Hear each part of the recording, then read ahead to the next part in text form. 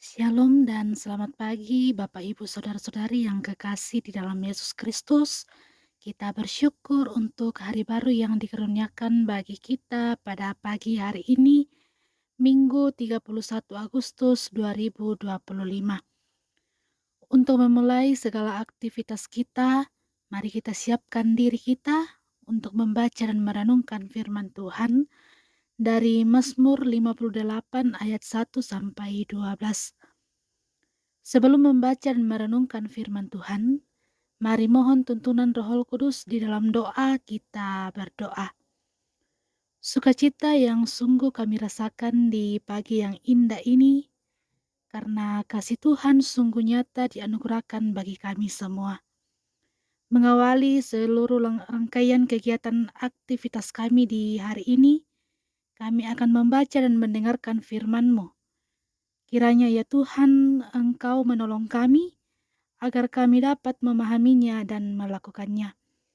Dan biarlah di sepanjang kehidupan kami, firman Tuhan menjadi pedoman dalam setiap langkah kehidupan kami, bahkan terus meneguhkan iman kami. Berfirmanlah ya Allah, kami telah siap mendengarkan firman-Mu.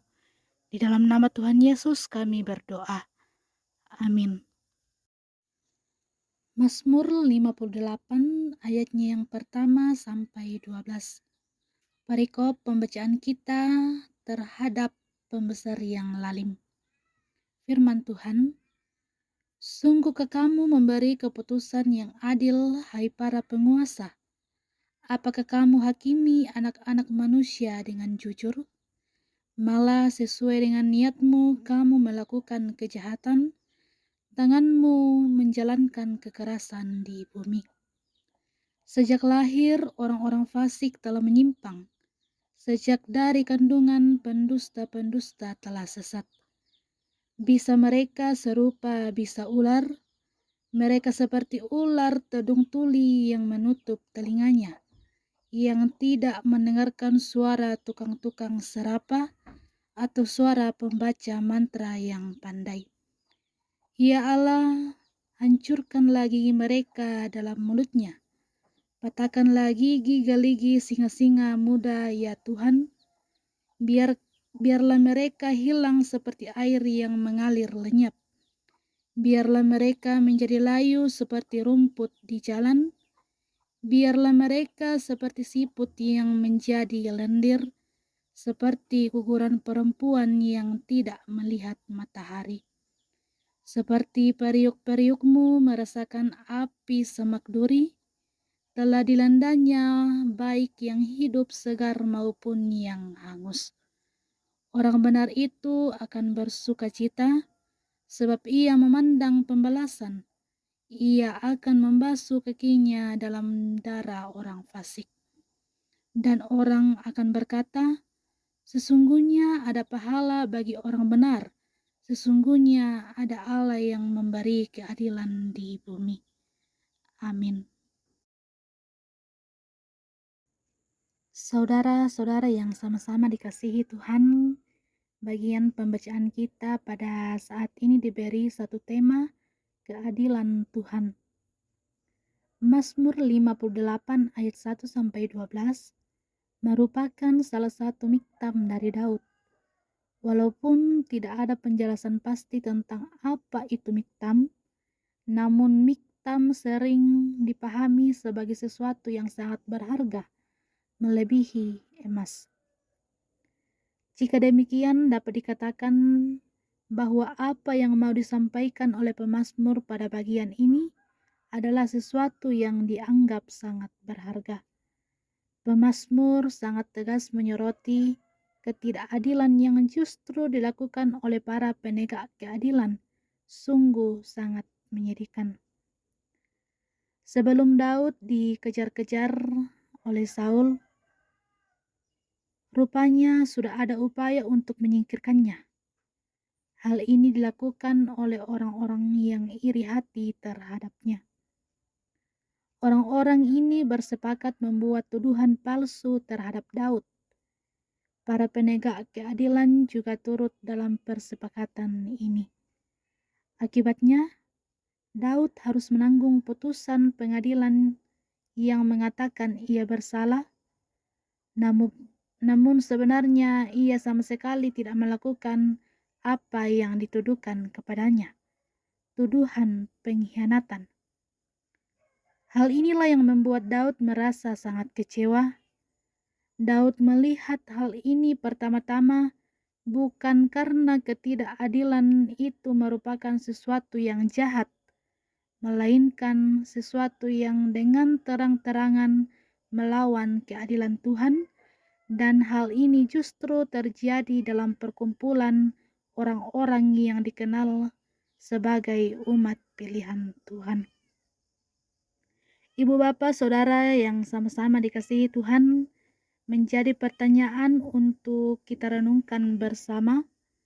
Sebagai umat Tuhan, bagaimana sikap hidup kita? Apakah kita sudah hidup dalam keadilan yang diperintahkan oleh Tuhan? Apakah orang-orang di sekitar kita sudah memandang gereja sebagai tempat ditegakkannya keadilan Tuhan? Apakah persekutuan orang-orang percaya sudah layak dikatakan sebagai tanda kehadiran keadilan Tuhan di dalam dunia ini? Pertanyaan-pertanyaan ini tentu sangat penting dalam rangka merenungkan keberadaan kita sebagai orang percaya. Amin firman Tuhan.